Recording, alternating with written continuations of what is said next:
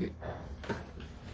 Donc, bonjour à chacun de vous. J'aimerais qu'on puisse plonger ce matin les regards ensemble dans la Bible, la parole de notre Dieu, pour y apprendre comment vivre adéquatement.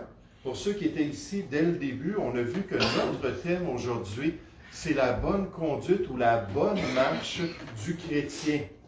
La bonne marche de l'enfant de Dieu. Et ce que j'aimerais qu'on fasse, c'est qu'on aille voir un exemple biblique qui va nous encourager à bien agir. Des fois, dans notre société, on nous décourage à avoir des valeurs. On nous décourage à avoir une conduite différente. On ne veut pas être dans le moule du siècle présent, on ne veut pas être conforme à notre génération et on veut vivre d'une manière qui va plaire à Dieu. Et ce matin, j'aimerais qu'on puisse être encouragé à le faire, que ça puisse être un tremplin pour nous. Et pour ce faire, j'aimerais vous inviter à tourner dans le livre des Actes des Apôtres.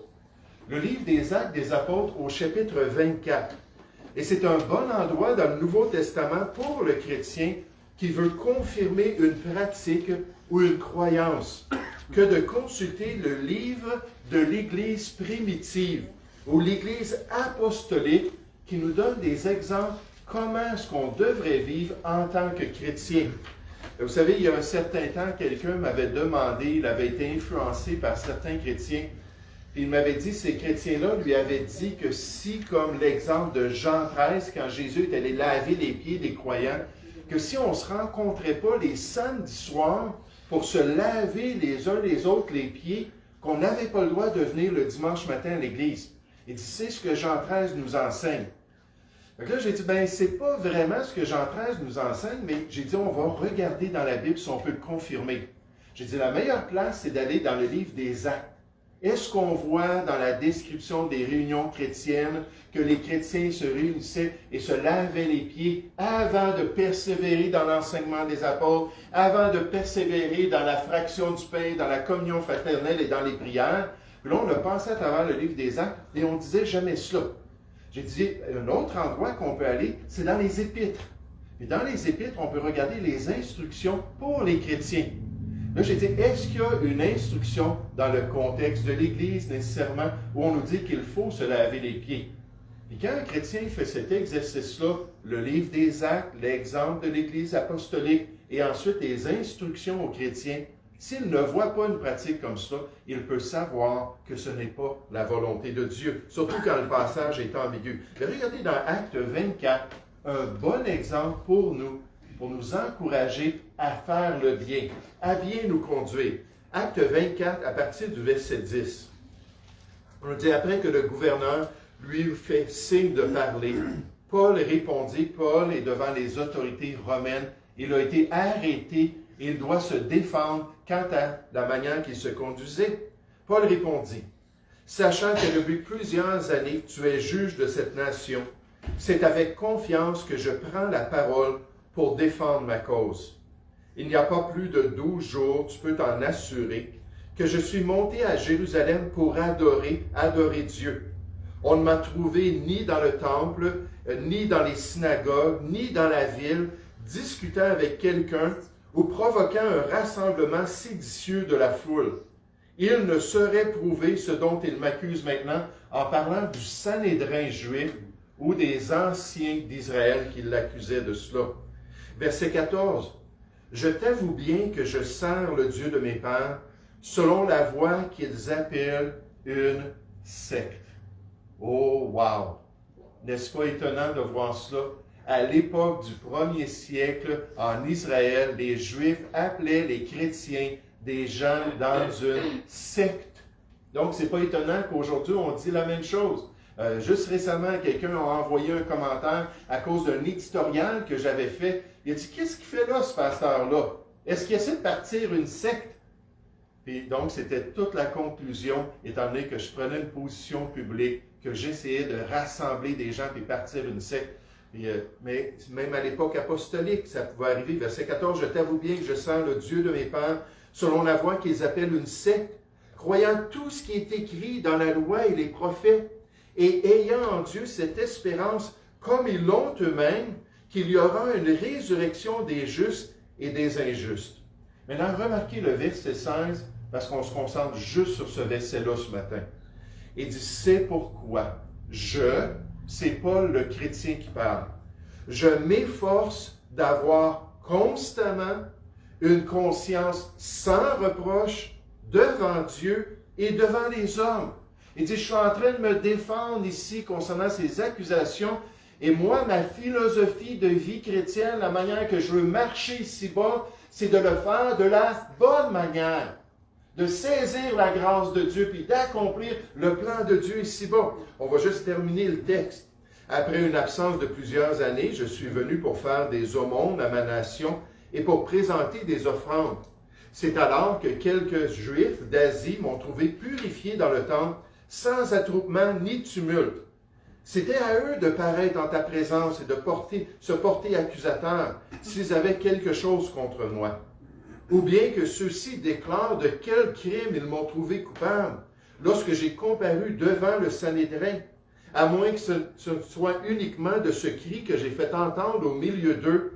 C'est à cause de la résurrection des morts que je suis aujourd'hui mis en jugement devant vous.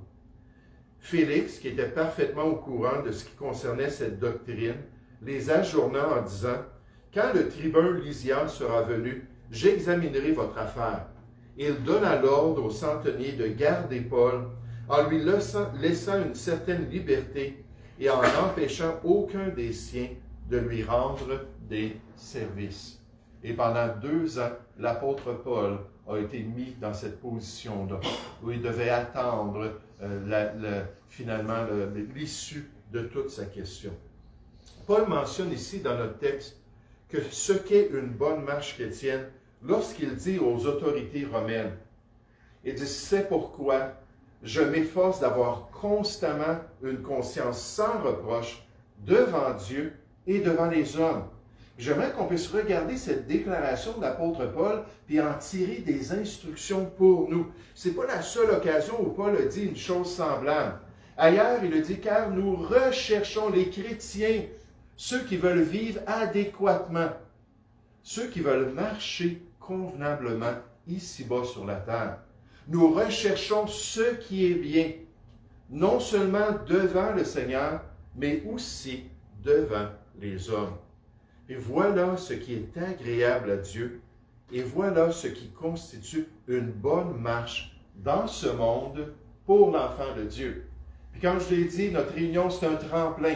J'espère cette semaine, vous allez penser à ça. Est-ce que je marche en faisant ce qui est bien?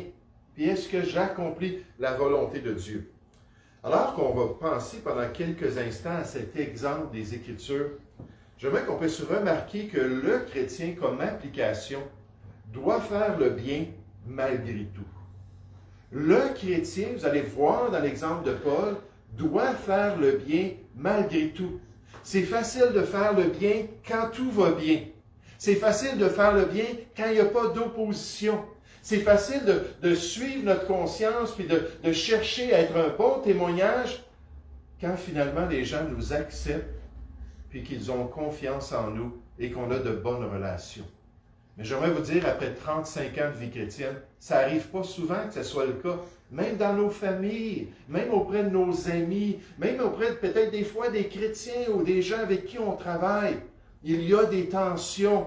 Les gens vont dire, ah toi, là, tu veux là, paraître, puis tu veux être le meilleur, puis des fois ça fait réagir, ça produit de la jalousie, juste parce qu'on cherche à faire ce qui est bien.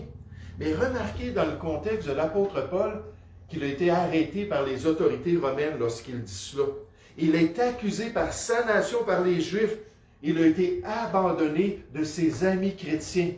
Puis là, il est tout seul devant ces autorités-là. Ça va durer pendant des mois. Il est tout seul à se défendre. Et pourtant, il fait cette grande déclaration. Il dit, c'est pourquoi je m'efforce. Et là, dans le présent de l'indicatif, dans le grec, ça dit « je suis en train de m'efforcer » ou « je continue à m'efforcer ». Peu importe si je suis accusé, peu importe si les gens se sont détournés de moi, peu importe si j'ai des chaînes aux mains, peu importe les circonstances, Paul a dit « je veux faire ce qui est bien, je m'efforce d'avoir constamment une conscience sans reproche devant Dieu » et devant les hommes. Il n'a pas dit « je m'efforçais dans le passé » ou « je me suis efforcé dans ma marche chrétienne ». Non, je continue à le faire, peu importe les problèmes, parce que l'apôtre Paul était déterminé. L'apôtre Paul avait des convictions. Il avait pris cette résolution-là devant le Seigneur de suivre la volonté de Dieu, coûte que coûte. Et ça, j'aimerais vous avouer, dans ma propre vie et dans bien des gens que je côtoie, c'est rare.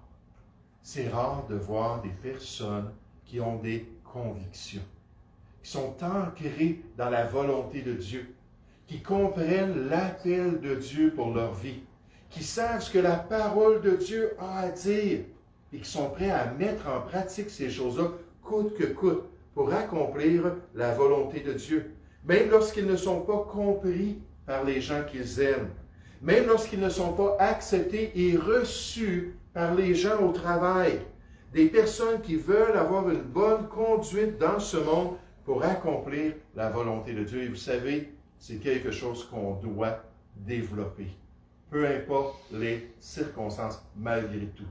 La Bible nous dit qu'en tant que chrétiens, ne nous lassons pas de faire le bien. Il ne faut pas devenir là. Il ne faut pas devenir découragé. Il ne faut pas avoir un burn-out spirituel. Dieu dit, ne nous lassons pas de faire le bien. Puis il nous donne une belle promesse. Quand nous moissonnerons, on va récolter au temps convenable si nous ne nous relâchons pas. Ainsi donc, c'est quoi l'application de cela? Ça dit, pendant que nous en avons l'occasion, quand est-ce que la trompette va sonner? Moi, je ne sais pas. Quand est-ce que la voix de l'archange va se manifester? Quand est-ce qu'on va entendre « Monte, Église de Jésus-Christ » J'ai aucune idée, mais d'ici là, pendant que nous en avons l'occasion, pratiquons le bien envers tous, mais surtout envers les frères dans la foi. Il faut être résolu. Il faut saisir les occasions. Il faut faire ce qui est bien. Chaque fois que nous avons l'occasion de faire le bien, nous devons le faire. Peu importe les obstacles présents, comme pour Paul, enchaîné, puis devant les autorités romaines. Le moment est toujours bien choisi pour faire le bien. Et les opportunités de le faire ne manquent pas. Nous devons les considérer comme stratégiquement placés par Dieu, le Dieu souverain, sur notre chemin. Hey, je te donne l'occasion d'aller aider ton voisin. Je te donne l'occasion d'ouvrir cette porte-là pour la dame âgée. Je te donne l'occasion de sourire au travail, puis de dire aux gens comme tu es content de les voir, puis de rentrer pour une autre journée de travail. Toutes des belles occasions. Nos environnements, nos contextes peuvent changer continuellement, mais chacun d'eux apportera de nouvelles opportunités d'aider et de servir si nous sommes résolus. Si nous sommes des chrétiens prêts à faire ce qui est bien. Malgré l'opposition, Paul dit, non, je continue à m'efforcer de faire le bien. Est-ce qu'on est prêt à continuer de faire le bien, coûte que coûte? J'ai été, à partir de l'âge de 7 ans, dans la ville de Boucherville pendant une vingtaine d'années. Et le motto, le dicton de la ville de Boucherville, on le voit sur un vieux monument, c'est « Fais ce que doit, accomplis ton devoir, advienne que pourra, peu importe les circonstances. » Quand je suis devenu chrétien, j'ai remarqué cela. J'ai dit « Wow! » Boucher, le fondateur, avait vraiment de belles valeurs. Continue à faire ce qui est bien, peu importe ce que tu vas vivre, alors que tu vas le faire. Si c'est le cas dans notre vie, si on dit oui, j'ai une résolution de suivre ce que Dieu veut, puis de faire ce qui est bien, d'avoir une bonne marche, alors on doit comprendre qu'en tant que chrétien, avant tout, c'est devant Dieu qu'on doit le faire. Dieu, c'est la priorité. Il voit tous les détails de notre vie. Il voit l'attitude de notre cœur. Il saisit quand on lui est agréable dans ce monde. Puis Dieu nous encourage à garder cette perspective-là. Il nous dit qu'il nous voit. Il nous regarde quotidiennement. Les yeux de l'Éternel sont en tout lieu, observant les bons et les méchants. Dieu regarde tout le monde. Puis un jour, il nous réserve une belle récompense. Et quand on va entendre Jésus nous dire, c'est bien, bon et fidèle serviteur. Entre donc dans la joie de ton maître. Parce qu'on se sera bien conduit ici-bas pour accomplir la volonté de Dieu. Donc Paul, dans sa déclaration, dit, c'est pourquoi je m'efforce d'avoir constamment une conscience sans reproche devant Dieu. C'est toujours le même ordre pour l'apôtre Paul. Je fais des choses devant Dieu ou pour Dieu, pour le Seigneur. Puis là, j'essaie d'avoir un impact pour les hommes qu'on va voir dans un instant. Alors qu'il avait cette priorité-là dans son cœur. C'est le Seigneur qui est le plus important dans notre vie. Oh, les maris doivent arrêter de penser que c'est leur épouse. Les épouses doivent arrêter de penser que c'est leur mari. Les parents doivent arrêter de penser que c'est les enfants. Ça, c'est populaire. Hein? Les pauvres enfants, là, il faut tout leur donner. Il n'y a rien de mauvais d'être un bon parent. Ou les enfants penser que c'est leurs parents. Ou un chrétien penser que c'est le pasteur. Je me souviens d'un pasteur qui marchait sur la rue. Il y avait 2 jeunes chrétiennes de son assemblée, une grosse assemblée. Il les a croisés, puis toi, tu connais le pasteur Plante. Il les a croisés. Puis les 2 chrétiennes parlaient de quelque chose. Elles sont devenues rouges quand ils ont vu que c'était le pasteur qui le croisait. Puis là, qu'elles croisaient, ils sont devenus rouges. Là, le pasteur, il dit, comment ça se fait? Pourquoi est-ce que vous êtes rouges comme ça? Pourquoi est-ce que vous faites des choses pour moi? Il dit, si vous n'êtes pas prêt à le faire quand je ne suis pas là, mais pourquoi le faire quand je suis là? Je me souviens, je travaillais en psychiatrie.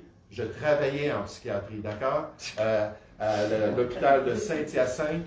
Et pendant que j'étais là-bas, à un moment donné, je descendais un corridor, puis il y avait des intervenants qui étaient ensemble, puis ils parlaient. Là, tout à coup, il y a un des gars, il dit « Chut, le curé s'en vient. Le curé s'en vient. » Là, je les ai regardés, j'ai dit « Voyons donc. » J'ai dit « Sentez-vous bien à l'aise, c'est pas parce que je suis là. » Mais j'essayais de développer une relation, mais c'est nos motivations, n'est-ce pas? Pour qui est-ce qu'on fait les choses? Paul lui a dit la personne la plus importante, la personne qu'on doit aimer de tout notre cœur, de toute notre âme, alors qu'on fait le bien ici-bas, de toute notre pensée, c'est le Seigneur. Continuellement, il faut sanctifier le Seigneur dans notre cœur. Continuellement, il faut l'asseoir sur le trône de notre cœur. On fait le bien, on essaie d'être une bénédiction pour les autres nécessairement, mais si ça ne passe pas, hein, le cadeau que j'ai donné à mon épouse, elle ne le voulait pas, ou l'effort que j'ai fait pour mon patron, il en a fait fi. Si ça ne passe pas, c'est le Seigneur qui est derrière tout ça. C'est pour lui que je dois faire les choses de tout cœur. Ce commentateur nous dit que c'est notre responsabilité. Le plus grand commandement, c'est d'aimer Dieu avec tout ce que nous sommes et avec tout ce que nous avons. Cœur, âme, esprit, force, bien, service. Aimer Dieu, puis j'étais tellement content de voir qu'il spécifiait ça. Des fois, l'amour, parce qu'il y a différentes formes d'amour dans les Écritures, on pense surtout aux sentiments et aux émotions. Il y a des gens qui m'ont dit, j'aime pas ça venir dans ton assemblée parce que la musique, ça bouge pas assez, là, puis c'est pas assez vivant, puis je peux pas sentir un sentiment d'amour, puis ça me prend ça pour m'en aller là, pendant la semaine que j'ai senti là, de l'amour pour Dieu. Puis si j'ai pas le sentiment, ben j'ai pas aimé Dieu. J'aimerais vous dire, vous êtes ici ce matin parce que vous aimez Dieu. C'est pas juste là, les sentiments qui sont importants. Il y a toutes sortes d'autres facettes à notre amour. C'est important de comprendre ça, je vous en parle dans un instant, mais il dit « Aimer Dieu ne signifie pas avoir de bons sentiments à son égard, car le véritable amour implique la volonté aussi bien que le cœur. Là où il y a de l'amour, il y a du service et de l'obéissance, alors qu'on veut accomplir la volonté de Dieu. Hier, Robert est arrivé. Il m'a parlé un petit peu de différentes choses, puis on s'est mis à parler des sentiments. Vous savez, des fois, les dames pensent que les hommes n'ont pas beaucoup de sentiments, ou qu'ils n'expriment pas leurs sentiments. Peut-être c'est plus ça. J'aimerais vous dire, les hommes ont autant de sentiments, et on n'a pas des cycles comme vous avez, mais on a des cycles émotifs.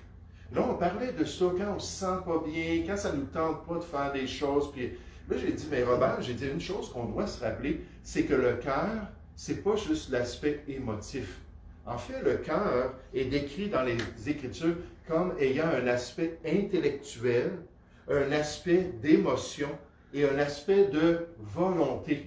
Puis quand on sait faire ce qui est bien, on doit aller le faire, que ça nous tente ou non. Hein, je dois aimer mon épouse parce que Dieu dit, Marie, aimez vos épouses. Qu'on aime ça ou non, qu'on ait le sentiment ou non.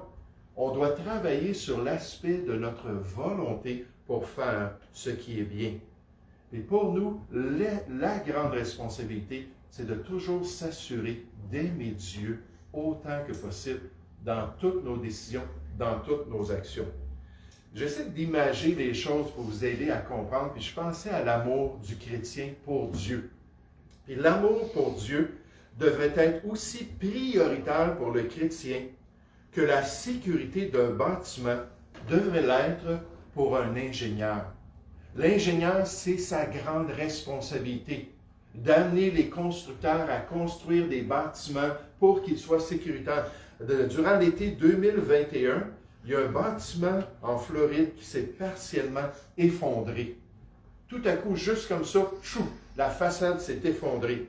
Puis alors qu'ils ont fait une investigation, ils se sont aperçus qu'il y avait des lacunes majeures à ce bâtiment-là. Quand les constructeurs ont choisi leurs matériaux, quand ils ont suivi là, les règles, la politique là, pour construire un tel bâtiment, ils ont choisi des petits raccourcis. Et finalement, le bâtiment s'est effondré. Ça a été une catastrophe pour ceux qui étaient là dans le bâtiment, pour les résidents de cet édifice-là. Et là, je pensais au chrétien qui vit sur la terre, au chrétien qui un jour va quitter ce monde, puis va s'en aller dans la présence du Seigneur. J'aimerais vous dire que ça va être une catastrophe pour lui s'il n'a pas eu une priorité envers Dieu, s'il n'a pas choisi de suivre le Seigneur de tout son cœur. Il faut marcher adéquatement dans ce monde pour plaire à Dieu. Il faut être de ceux qui auront son approbation dans son royaume, qui se seront efforcés ici-bas de lui être agréable. Encore Paul qui mentionne ça. Il dit alors que je pense un jour que je vais rendre compte pour le bien ou le mal que j'aurais fait dans mon corps. Ce que ça me dit, c'est « Wow! Il faut que je fasse les bons choix. Wow! Il faut que je sois agréable au Seigneur et que je lui plaise en toutes choses. » Et tout de suite, alors que je préparais ça, j'ai l'histoire de Joseph qui m'est revenu à l'esprit. Vous vous rappelez, Joseph qui avait été vendu à Potiphar en Égypte. Et Potiphar, c'est un homme riche, c'est un homme puissant. Et souvent, ces gens-là, comme dans toutes les nations, choisissaient les plus belles femmes pour qu'elles deviennent leur épouse. Des fois, c'était plus qu'une même. Il pouvait avoir un harem. Mais il avait une femme. Cette femme-là a vu que Joseph était beau de figure et beau de taille. Donc, elle le voyait travailler dans la maison, puis elle disait, « Ouh! » Elle dit, « Il est pas mal plus beau que mon mari. » Et là, elle a commencé à lui demander, « Couche avec moi. Couche avec moi. » Et à chaque jour, « Couche avec moi. Couche avec moi. » Puis là, à un moment donné, elle l'a saisi, elle dit, là, tu t'en viens dans le lit avec moi. Là, Joseph, là, il a mis ses espadrilles de sainteté, il s'est mis à courir, puis il s'est sauvé, n'est-ce pas? Mais qu'est-ce qu'il a dit alors qu'il a refusé cette tentation? Il a dit, « Comment ferais-je un aussi grand mal et pécherais-je contre mon Dieu? » Parce qu'il était déterminé à plaire à Dieu. Oh, il faut être comme Joseph, il faut marcher correctement. Il faut comprendre qu'on a une priorité, puis un jour, on va rendre compte pour cette priorité-là. Mais alors qu'on a une bonne marche ici-bas, on doit réaliser que cette marche-là comprend aussi le fait que le chrétien doit faire ce qui est bien devant les hommes. Donc, il y a une responsabilité envers Dieu. Vous vous rappelez du grand commandement d'aimer Dieu, mais ça ne termine pas là. Et tu aimeras ton prochain comme toi-même. Une responsabilité verticale et horizontale, d'aimer aussi notre prochain. On doit bien se comporter aux yeux d'autrui. On doit agir convenablement devant nos pairs. On doit glorifier Dieu parmi les gens qui nous entourent. Et quand Evelyne me partageait ça, ou nous a partagé ça, concernant la réaction dans sa famille, je dis gloire à Dieu. Parce que là, on a un impact, n'est-ce pas? Il voit qu'on est différent. Il y a d'autres personnes qui me disent, moi, quand je rentre dans ma famille, il y a comme du calme qui s'établit. Et même les enfants vont dire, waouh, c'est merveilleux, là. Il y a vraiment un bel effet sur nous tous quand vous venez nous visiter. Parce qu'ils voient que le chrétien est différent. Par la grâce de Dieu, on devrait chercher à avoir un tel impact. Paul le dit ainsi. Il dit, c'est pourquoi je m'efforce d'avoir constamment une conscience sans reproche devant Dieu. Et là, il n'y a pas un petit point. Ça continue. Et devant les hommes. Le chrétien a la responsabilité de laisser un bon témoignage de son passage dans ce monde auprès des hommes. Il doit s'efforcer, puis j'aimerais vous dire dans les milieux évangéliques, le mot effort, des fois, c'est tabou. Hein, les gens vont dire, non, légaliste, légaliste. Paul, es-tu légaliste? Toi qui as parlé du légalisme, est-ce que tu es légaliste toi-même? Faire des efforts par la grâce de Dieu pour être de bons ambassadeurs de Christ aux yeux des gens, de rechercher à influencer le plus les gens qui sont autour de nous. Et Paul nous a dit c'était quoi sa grande motivation afin d'en sauver de toute manière quelques-uns. Il dit même si c'est juste quelques-uns, chercher à en sauver quelques-uns par notre influence. Et considérez ce que Paul, dans cette assemblée chrétienne à Corinthe, leur a dit concernant ce besoin. Tournez avec moi dans 1 Corinthiens, chapitre 10. Quelqu'un m'a mentionné récemment, « Oh, j'aime ça que le passage principal, on aille le voir dans notre Bible, mais tous les autres passages, on va le voir là, sur l'écran. » Elle dit, « J'aime ça une fois de temps en temps qu'on tourne les pages de notre Bible. » J'ai dit, « Oui, mais il y a des gens qui ont des cellulaires. Hein. C'est difficile de tourner les pages du cellulaire. Mais tourner les pages pour aller voir d'autres passages. Mais regardez dans 1 Corinthiens, chapitre 10, au verset 29. 1 Corinthiens, chapitre 10, une église qui avait une très mauvaise réputation. Au verset 29, ça dit, « Mais si quelqu'un vous dit, ceci a été offert en sacrifice, vous êtes au marché, vous allez acheter votre viande, puis une portion de la viande qui est vendue à votre marché local, qui vient des temples de sacrifice, des temples d'idoles. » Donc, c'était ça le contexte. Il dit, si quelqu'un vous dit que ça a été offert, oh, cette viande-là, juste te dire, là, ils l'ont offert dans le culte là, à Épaphrodite, la déesse de l'amour. Il dit, si c'est le cas, n'en mangez pas, à cause de celui qui a donné l'avertissement et à cause de la conscience. Je parle ici non de votre conscience, parce que peut-être pour vous, ça ne vous dérange pas. Vous n'avez aucun problème à manger de telle viande devant Dieu. Mais, il dit, de celle de l'autre, la personne qui nous regarde. Vous savez, il y a toujours quelqu'un qui est en train de nous regarder en tant que chrétien. Dieu nous regarde, c'est certain, mais il y a toujours quelqu'un qui nous regarde. Qui va regarder grand-papa. Comment est-ce qu'il réagit, grand-papa? Qui va regarder son frère. Comment est-ce qu'il réagit, mon frère qui est chrétien? Qui va regarder son mari, peut-être, parce qu'elle n'est pas sauvée. Elle va voir, est-ce que Jésus-Christ habite réellement en lui? Qui va regarder l'étudiante à l'école pour voir, est-ce qu'elle fait des efforts pour bien accomplir ses tâches? Il y a toujours quelqu'un qui nous regarde. Et je parle, verset 29, non de votre conscience, mais de celle de l'autre, si vous prenez la pièce de nourriture. Pourquoi, en effet, ma liberté serait-elle jugée par une conscience étrangère? Si je mange avec action de grâce, pourquoi serais-je blâmé au sujet d'une chose dont je rends grâce à Dieu? Soit donc que vous mangez, voici le principe, soit que vous buviez, soit que vous fassiez quelque autre chose, faites tout pour la gloire de Dieu. Ne soyez en scandale, les Corinthiens avaient besoin de ça, peut-être certains d'entre nous, on a besoin d'entendre ça. Ne soyez en scandale ni aux Grecs, ni aux Juifs, ni à l'Église de Dieu. Paul dit de la même manière que moi aussi, je m'efforce, encore une fois, en toutes choses, de complaire à tous, de montrer cet amour-là, de montrer là, ce témoignage d'un ambassadeur du royaume de Dieu, de complaire à tous. Cherchant non mon avantage, je vais m'adapter avec les gens que je côtoie. André, un chrétien que je côtoyais, puis Denis aussi, il y a bien des années, avait des bons contacts avec des musulmans. Une des choses qu'il faisait, c'est qu'il les invitait à la maison. Puis il me dit, c'est certain que ce n'était pas le temps de sortir du jambon. Ce n'était pas le temps de sortir des saucisses ou du bacon. Il dit, loin de là. Il dit, je m'adaptais parce que je voulais avoir un impact. Il dit, cherchant non mon avantage, mais celui du plus grand nombre, afin qu'il soit sauvé, afin d'être de bons témoins de Jésus. Oh, la dernière chose qu'on veut faire en tant que chrétien, c'est de miner et de briser nos relations juste par des petites offenses qu'on fait aux gens. Il faut vraiment être sensible. Les scientifiques affirment que c'est une série de fissures et non une entaille géante, c'était la théorie pendant un certain temps, qui a coulé le Titanic. L'opulent paquebot de 900 pieds a coulé en 1912 lors de son premier voyage d'Angleterre à New York. 1500 personnes ont péri dans la pire catastrophe maritime de l'époque. La théorie la plus répandue était que le navire avait heurté un iceberg qui avait ouvert une énorme brèche dans le flanc du paquebot.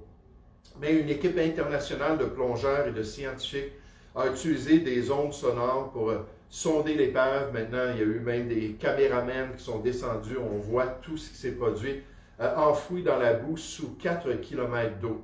Leur découverte, les dégâts étaient étonnamment petits. Un gros paquebot, un gros navire que même le capitaine avait dit devant les médias que même Dieu ne serait coulé.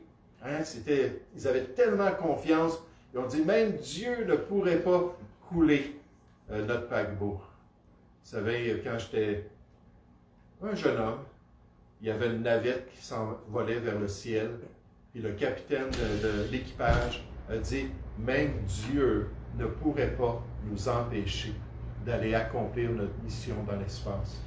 Et cette navette-là, découverte, alors qu'elle s'envolait, a explosé. Vous savez, on n'a jamais de garantie quand ce sont des choses faites par l'homme. Leur découverte, les dégâts étaient étonnamment petits. Au lieu d'une énorme entaille, ils ont trouvé 6 fissures relativement étroites dans les 6 cales étanches. Les 6 cales qui ne devaient pas permettre au bateau de couler. Des petits dégâts, peu visibles pour la plupart, peuvent couler non seulement un grand navire, mais aussi une grande réputation. Et c'est pour ça qu'il faut prendre ça à cœur. Hein, ne pas, comme Denis disait, là, si j'offense quelqu'un au travail, puis là je m'en aperçois, retourner le voir et dire, écoute, j'aurais pas dû te parler comme ça, j'aurais pas dû agir comme ça. Essayer de remédier aux fissures qu'on fait dans nos relations, parce que peut-être un jour, comme Lot, on va vouloir influencer les gens avec la vérité de Dieu. On n'aura plus du tout d'impact dans la vie de ces gens. Oh, le chrétien doit faire le bien malgré tout. Là, le tremplin nous envoie dans une nouvelle semaine. On doit avoir une bonne marche pour Dieu. Le chrétien doit faire le bien devant son Dieu. Ça, c'est la priorité. Peu importe comment les gens réagissent, mais aussi avec la bonne attitude, le chrétien doit faire le bien devant les hommes pour s'assurer de plaire à Dieu et de le glorifier. Nous allons prier ensemble. Ô Père Céleste, merci ce matin pour l'attention de ton peuple. Merci pour leur intérêt de débuter une nouvelle semaine, Seigneur, avec ce défi et ce privilège d'avoir ta grâce dans nos vies, de pouvoir grandir en grâce, de pouvoir manifester de plus en plus ta présence autour de nous, de pouvoir être déterminé, attaché, fondé dans ta volonté et continuer à faire ce qui est bien malgré tout. Seigneur, on veut te plaire et on veut être de bons ambassadeurs aux yeux des autres. Alors encourage-nous et fortifie-nous et garde-nous. Et s'il y a quelques fissures dans nos relations, Père, aide-nous à nous humilier, comme Denis l'a mentionné, nous humilier et le reconnaître, l'avouer. Ô Père Céleste, quelle différence ça fait lorsqu'on est honnête et lorsqu'on est intègre dans nos relations. Transforme-nous comme tu as promis de le faire d'après les promesses des Écritures. Et garde-nous dans tes voies. Et Seigneur, toi, tu es fidèle, tu veux nous affirmer et tu veux nous garder du malin. Alors cette semaine, aide-nous à serrer ces vérités dans nos cœurs. Nous te prions au nom du Seigneur Jésus. J'aimerais vous demander de vous lever, s'il vous plaît. On va terminer avec un dernier cantique. Je te l'avais. Peux-tu donner la note? Oui, certainement.